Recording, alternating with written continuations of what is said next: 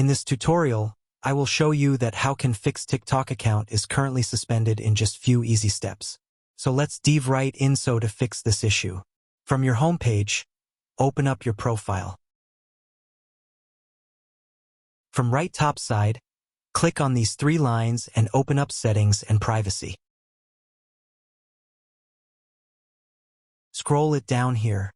You'll find the Sport option. Open it. Open Safety Center. And if you scroll a bit here, it will show you this community guidelines. Open it. And then you need to read it. And you need to make sure you didn't violate any rules from this list. Then simply click back.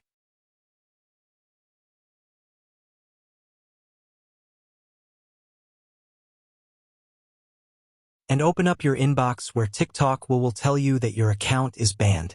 There would be a word of appeal, click on that. And follow the instructions by applying your appeal and your account will be unlocked.